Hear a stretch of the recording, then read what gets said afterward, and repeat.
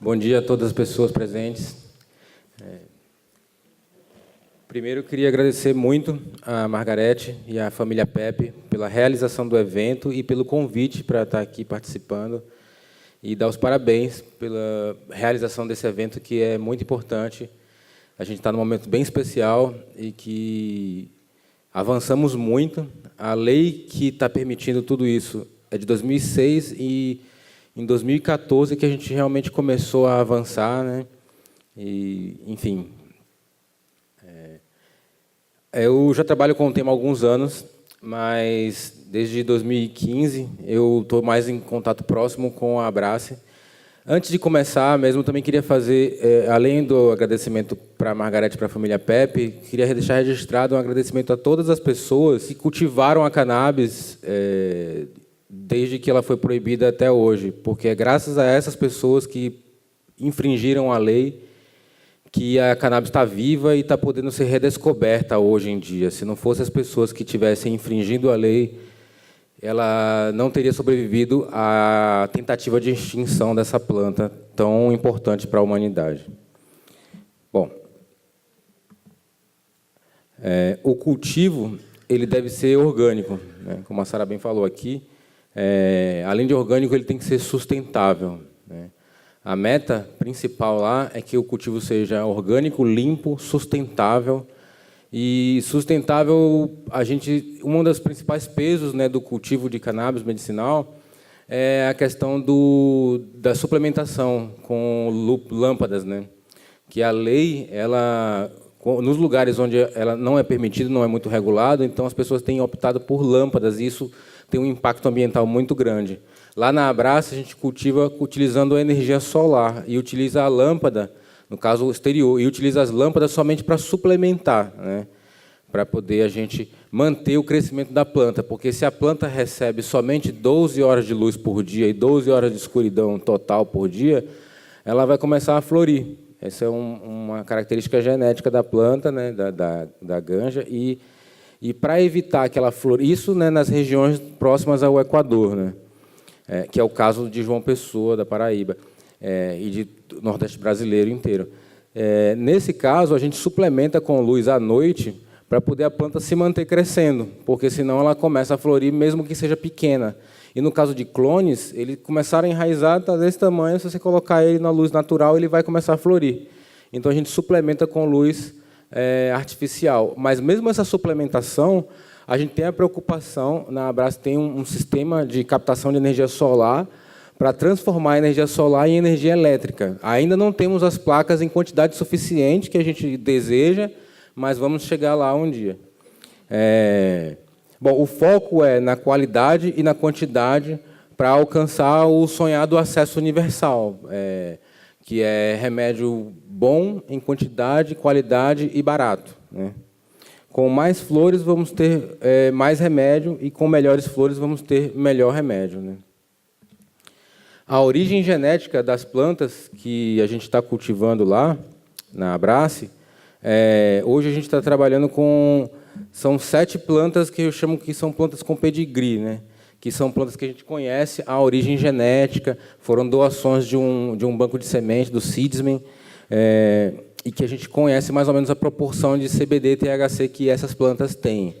Apesar de que esses espécimes, especificamente, que nós estamos trabalhando lá, a gente ainda não testou eles, vamos começar o processo de testar eles.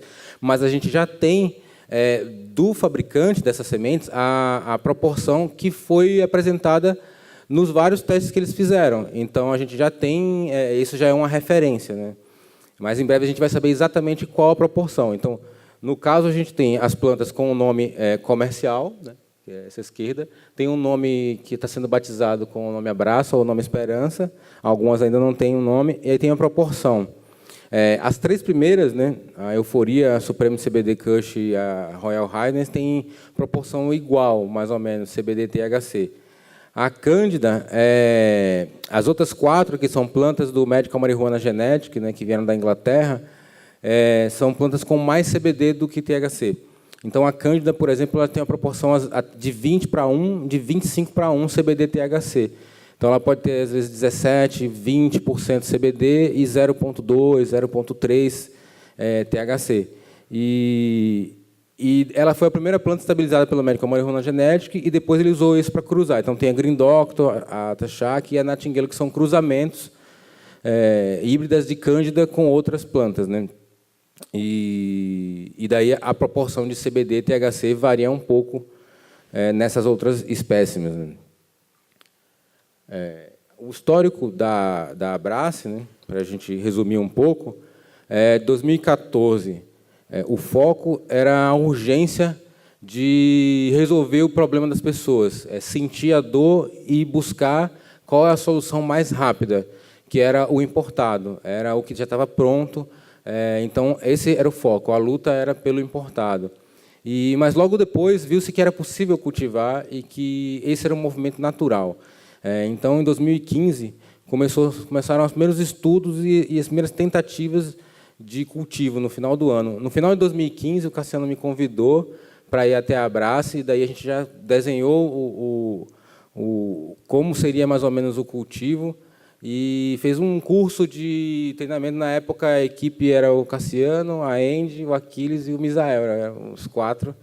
E hoje está bem maior, enfim. E daí, em 2016, semente, cultivo, as primeiras experiências clandestinas, e vendo que dava certo, que era possível, que era acessível. Então, em 2017, saiu a autorização, a liminar, né, e primeiras experiências autorizadas. No início desse ano, eu comecei a trabalhar diretamente, me mudei para João Pessoa, estou trabalhando lá, e a gente está fazendo uma reestruturação do cultivo e do processamento. E do processamento inclui o processamento pós-colheita, né? Bom, a estrutura atual, né, que a gente tem lá são 3 estufas exterior. Elas estão, nesse momento, sofrendo uma reforma e estão recebendo uma nova tela de revestimento, que é uma tela com uma espessura menor para impedir a entrada de insetos, né? Mais ou menos 150 metros quadrados no total. Temos uma estufa de clonagem, que é uma estante preparada especificamente para controlar o ambiente, a umidade, e dá para mais ou menos 400 clones. A gente recebe uma doação de uma empresa brasileira de fertilizantes, que é a Fat Crystal, que eles doam conjuntos de fertilizantes para a gente, e também o defensivo que a gente usa lá. E as sementes doadas pelo Seedsman e Medical Marijuana Genetic. Os defensivos que nós usamos regularmente é o Bovéria baciana, que é um fungo que ataca os insetos, mas não ataca as plantas, e é seguro, que é o que é realmente normalmente recomendado para moscas brancas e ácaros rajados, né? O popular é Spider Mite. Tem a azadiractina, né, que é produzida também por um parceiro nosso, o Dr. Wolfgang. Inicialmente, a gente usava a azadiractina diluída em sílica, mas a gente começou a ver que isso não era o ideal, então ele fez uma formulação especificamente para a gente, que era diluída em álcool, e isso torna mais limpo ainda, né? E, então, hoje, atualmente, a gente utiliza isso. O Bacillus thuringiensis também, ácaros predadores, que a gente acabou de introduzir no cultivo, né, que são ácaros que comem os ácaros rajados, né? E caudas caseiras também, que é o quê? É um extrato que a gente utiliza álcool de cereais e utiliza alho, pimenta do reino, enfim, plantas e tabaco, plantas que têm princípios repelentes. Então, a gente utiliza isso como uma solução também. E aí, assim, quando tudo tiver, a reforma das estufas estiverem prontas e tal, a gente, provavelmente calculado, vai ter uma capacidade de produção de 15 a 20 quilos a cada 3 meses, mais ou menos, quando todas as estufas estiverem rodando da forma perfeita, né? O laboratório, atualmente, ele é o responsável pelo processamento dessas flores, né? Então, hoje, a extração é feita com o álcool potável, né, o álcool de cereais, e utilizando uma evaporadora, uma rotavapor. Mas a gente está no processamento de reformular isso, né, e utilizar... depois eu falo. Bom, aí como é o processamento hoje? É cortar as folhas, né, as folhas que são chamadas folhas de água, que são as maiores folhas da planta, e algumas partes das folhas menores também, que não tem resina, ou tem quantidade insignificante de resina. A gente seca as flores atualmente utilizando sílica de secagem atóxica, de secagem alimentícia, em um ambiente controlado, mas estamos também passando por uma reformulação, uma reestruturação nesse processo de secagem, eu vou falar um pouco mais adiante. Depois de seca, as flores são embaladas a vácuo e congeladas.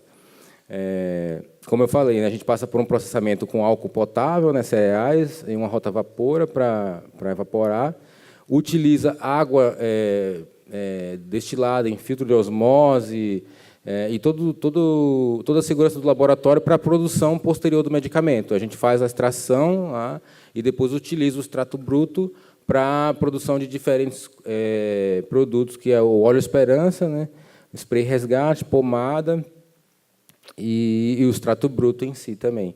Mas está sendo estudada a criação de novos produtos, né?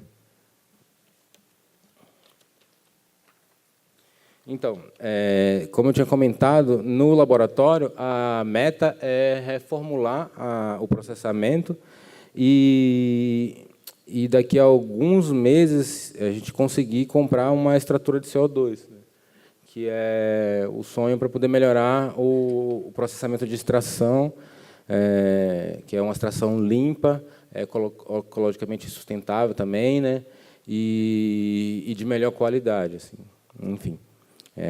Esse é o projeto para médio e curto prazo, né? Então, da reestruturação do processamento, no caso. E daí, assim, a estrutura futura de cultivo, a gente tem, lá no próprio espaço da sede atual, em João Pessoa, tem tem 3 estufas, né, como eu tinha falado, a gente tem um espaço exterior que não está sendo utilizado ainda, mas a gente está preparando ele para ser uma futura estufa exterior também, e tem um ambiente interno que também está sendo preparado para ser uma estufa interior, né, com suplementação de luz e o ambiente controlado. Então, a gente vai ganhar mais, acho que 30 metros quadrados ou um pouco mais. Então, aí, nessa estufa nova, a gente vai começar a fazer as primeiras experiências com aquaponia e hidroponia, que é a utilização de água com nutrientes, e a aquaponia é a utilização de água com peixes. Os peixes geram resíduo e a gente utiliza esse resíduo como a matéria de fertilização das plantas. E a gente coloca muito pouco, porque os peixes geram quase tudo que as plantas vão precisar. A gente está estudando, vai começar a estudar isso, porque a meta é utilizar esse tipo de cultivo no cultivo de Campina Grande, que a ideia é migrar para Campina Grande, que é no interior da Paraíba, porque o clima é melhor, tanto a questão da temperatura é melhor. Em Campina Grande tem uma diferença do dia para a noite de até 10 graus constante o ano inteiro. No inverno essa diferença é maior. Isso é muito bom para a planta. E o clima é mais seco. Em João Pessoa é muito úmido. A gente, especificamente na região onde a Abrace fica, tem um rio, o Rio Paraíba, e tem a praia. Então, a gente fica no meio, cercado de água, chove muito em João Pessoa. Então, o maior desafio hoje é a umidade. E a gente mudar para Campina Grande também vai equacionar essa questão, né? Lá em Campina Grande, a gente já está dialogando com o médico marihuana genético, e provavelmente a gente vai utilizar uma híbrida de cândida com cânhamo, que eles estão já tem essa variedade estável, então a gente provavelmente vai utilizar uma híbrida de cândida com cânhamo, que, segundo o John, da American Marijuana Genetics, seria uma planta extremamente parecida com a cândida, o perfil, porém com uma estrutura vegetal mais resistente, que pode ficar mais independente, como o cânhamo, né? Então, a gente vai reestruturar também bom, eu pulei essa parte. A gente vai utilizar lá em Campina Grande também clones, né, gerados do cultivo de João Pessoa, e também utilizar sementes, que a gente está começando a fazer a primeira experiência de hibridização lá na sede. Vamos ver, então a gente vai fazer as primeiras experiências e testar no campo de Campina Grande, né? Então, aí a reestruturação da secagem vai incluir também, já compramos, tá, para chegar os desumidificadores, né, para criar um ambiente bem seco mesmo, para secar as flores com melhor qualidade.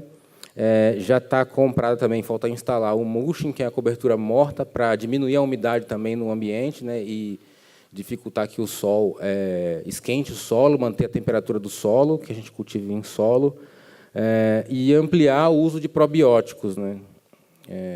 As metas para o curto, médio prazo. Essa foto na estufa 2, essa foto do mês passado, né, recente. A gente está terminando de colher essa estufa, algumas plantas. Na estufa 2, a gente tem capacidade para 50 plantas, 56 plantas, especificamente. A gente acredita na Abrace que o cultivo é a forma mais igualitária de permitir o acesso mesmo à planta e ao remédio, né? À cura e ao tratamento. Essa foto é de setembro do ano passado.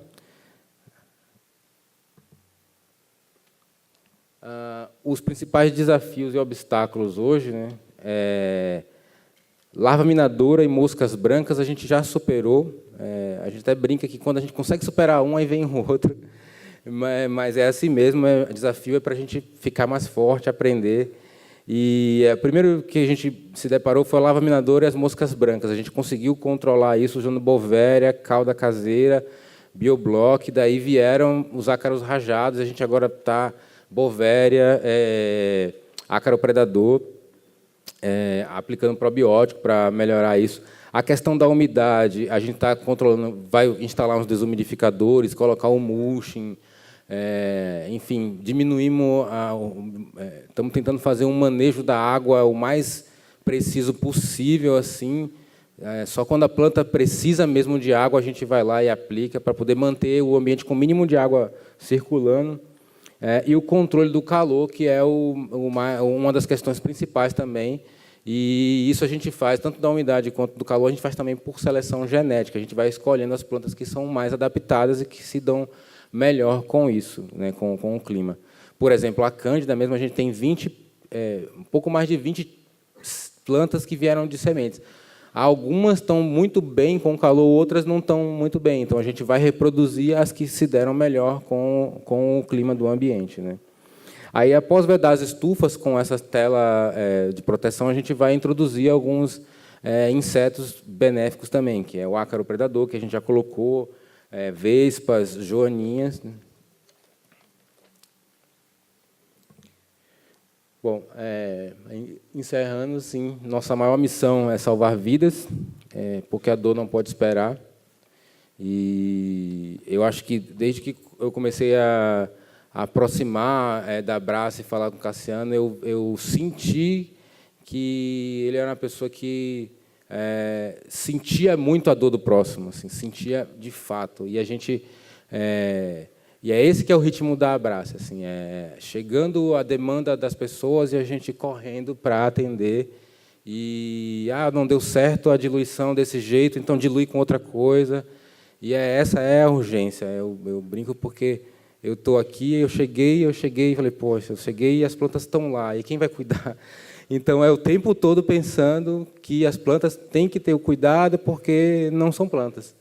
São a esperança, são o acesso das pessoas ao remédio. Então, choveu, a planta quebrou um galho, caiu no chão.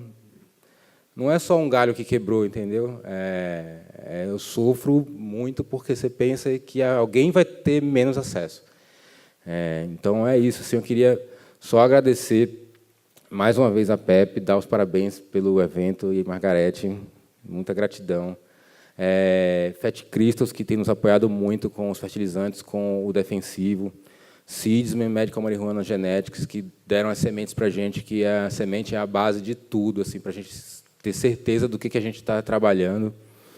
Também agradecer a doutora Patrícia, da Universidade do Maranhão, que também tem dado apoio para a gente, a doutora Kate, também, da Universidade da Paraíba, a Bedrocan, em Torres, que E daí eu queria fazer um parêntese que a Margareth falou ontem, de que é isso, é só árvore que dá fruto, e aí um fruto bom, porque se a árvore não der fruto bom, e as pessoas não jogam pedra também, é que leva pedrada, e é isso mesmo. Assim.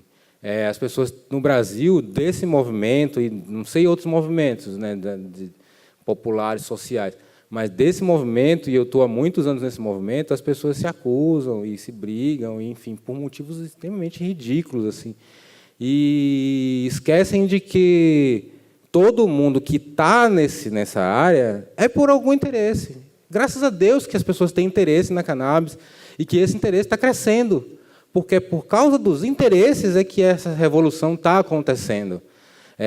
As pessoas que têm interesse na cannabis não são minhas inimigas e não são inimigas do movimento. As pessoas que têm interesse em manter a cannabis proibida é que são inimigas. Então, a gente tem que ficar prestando atenção nisso. Sabe? Obrigado. Parabéns, gente. É isso.